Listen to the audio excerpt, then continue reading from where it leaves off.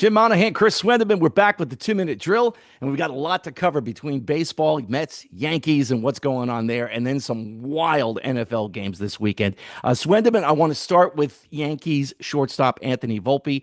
As we record this on a Tuesday night, he is back in the lineup after being out for 6 straight games. Jose Caballero has been taking over at the Yankees shortstop position during that time, and I believe Volpe's had a cortisone shot. Hmm. So hopefully Yep. that helps him a little bit.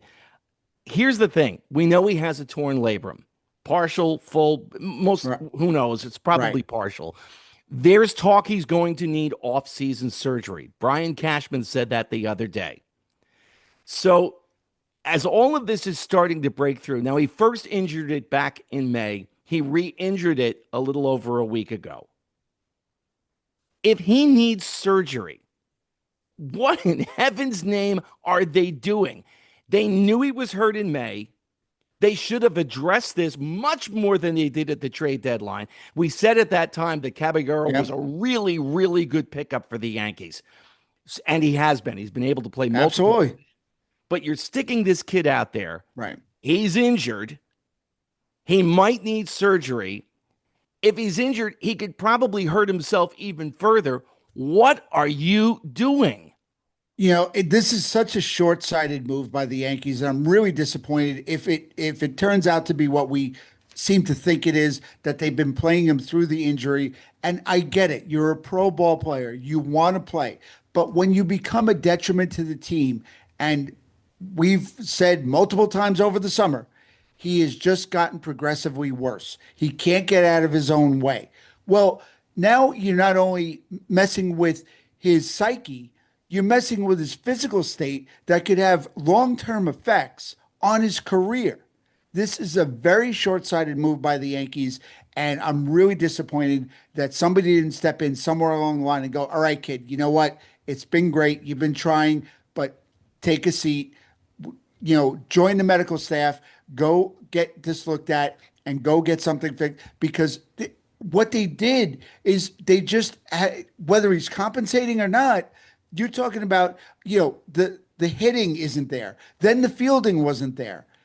He just, all his mechanics are all off. So now you basically, by next year, are going to have to rebuild him from scratch, because right now he's just a shell of himself. And if it's because of an injury and you let it go on this long, that's almost criminal. Now, Clint Frazier, Yankee fans will remember him, and you have to take what he says with a grain of salt because he had issues with the Yankees. He and the fans had Yeah, some animosity towards one another, but he tweeted out a absolutely. couple of things with regard to Volpe over the last week. One was they are weird, they being the Yankees. They are weird. He extended the word Yeah, with the injuries. And right, the other thing that he said was they just lie when it comes to injuries. Now, every team is going to try to downplay things a little bit if right. they can, Of because you course. don't want to give an opponent an upper Yeah, hand. right. But this is your shortstop we're Yeah. talking about. This is not a bench player.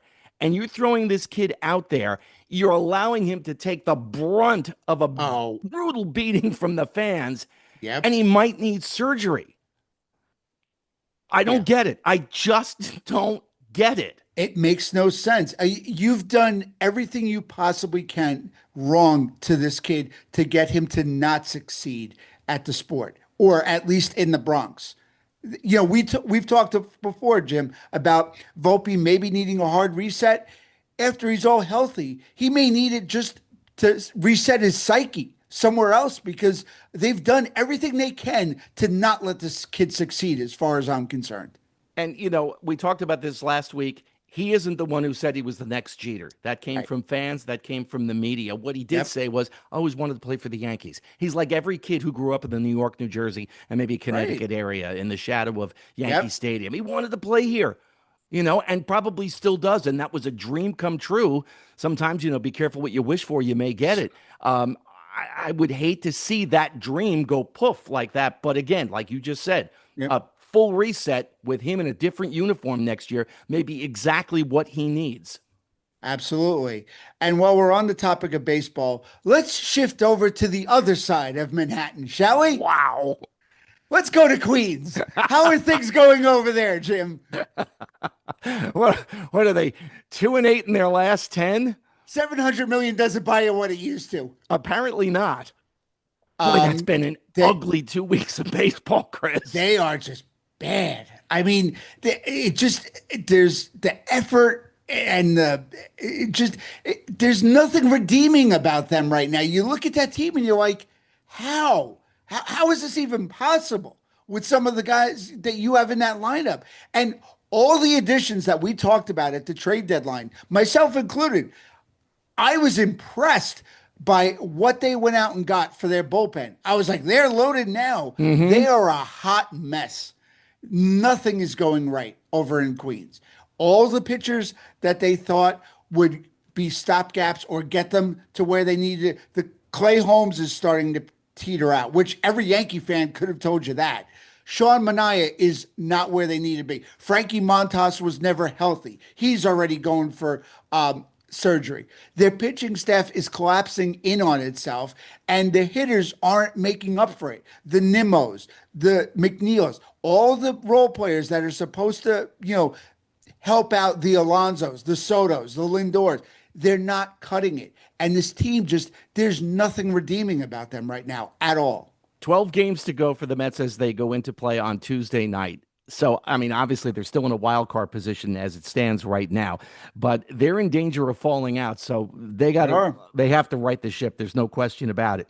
I want to turn to football. I notice you are wearing your Bills Mafia hat. Yes, sir. Proud card carrying member of the Bills Mafia now. Don't Now, mess with me. if you're not if you're not aware of this, Swendeman is a long time, Yes. was a long time Former, Dallas Cowboys fan. I was. So I was driving on Sunday and I'm listening back and forth to a bunch of different games. I had the Jet Bills game on, Yep. I had the Patriots Dolphins game on, and I had the Giants Cowboys game on. And as that game, the Giants Cowboys, is going back and forth and back and forth and back and forth, all I could think of was just when I thought I was out, they pull me back again. So I don't know how much, because I know you were at the Right. Bills Jets game. Bills Yep. game. I don't know how much of that you heard, but as you're watching slash listening, whatever, were you getting the slightest pinch of, oh, Nope. they're pulling me back? Nope. Not in the slightest. We were actually, they have it on, they have all the scores going on in the stadium as the game's going on. And as the Bills kept increasing their lead, you start to get distracted at some point because when the Jets are on offense, either you keep yourself going or you fall asleep because that was just brutal. But we were looking at the scoreboard and we kept seeing like the Giants, and they show player stats because of fantasy football. We're seeing Russell Wilson, 250 yards passing in the first half. Wandell Robinson with 100 yards in the first half. We're like, what is happening? And they're showing the NFL red zone. And we're like, you got to be kidding. The Giants are in this. And the score kept going back and forth like a pinball machine. And when we got in the car and we're listening, it was just unreal of the back and forth of this game. But as far as a rooting interest, I had zero rooting interest whatsoever in it.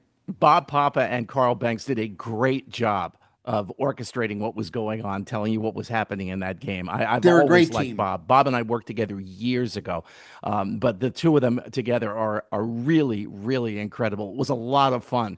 A similar scenario with the Patriots and Dolphins. That game going back and forth. I'm listening to the Chiefs and the Eagles, and Yep. I kept waiting for the Chiefs to come back. Who had them at 0-2 on the bingo card this early in the year?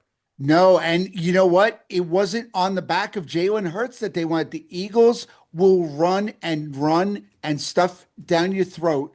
And then their defense does not get anywhere near as much credit as I think they should have for that win because they really took care of business when they had to and shut Mahomes and company down. 33.8 million people watched that game, Jim. That's how invested they are because it was obviously the return of rematch of the Super Bowl. And I mean, while it didn't have the scoring we would have thought, it had it wasn't like the earlier games where it was just back and forth offense. It was who could hold on. And I thought Kansas City could have won it, but Philadelphia's defense, man, they held in there and they got the W. Good for them. What's been the biggest surprise for you so far in the 2 weeks that we've played?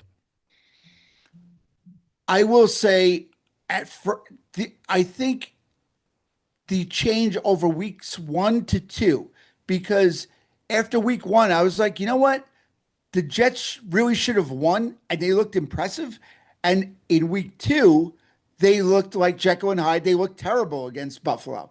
And the Giants, who did not look good in Washington, looked like they could hold their own with an offense like Dallas.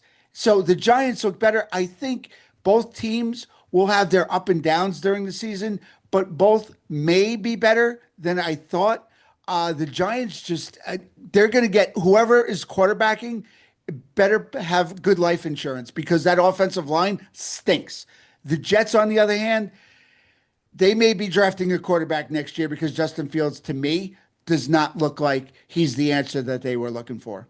I was very impressed with Russell Wilson on Sunday. I didn't think he had that type of game still in him. He clearly does. 37 years old, man, still going. Good for Biggest him. disappointment so far for you in the 2 weeks that we've had so far? Man, I got to say Kansas City at 0-2. I mean, I know it's 2 hard games, but, you know, they're getting older and they look older, Jim. They look like they're slowing down. And, you know, maybe we're throwing dirt on them too early because it's only the second week of the season. But I am not impressed by what I have saw at all from Kansas City in the least. And no tug of the Cowboys, huh? It's over. It's Nope. completely. We can throw dirt, to use your metaphor. We can Throw dirt on it. It's over. No, gone and out and never looked back. And you know what? Never been happier to watch football. You haven't jumped on a table yet, though, have you? Haven't been put through a table yet, but still there's a lot of life left in the season.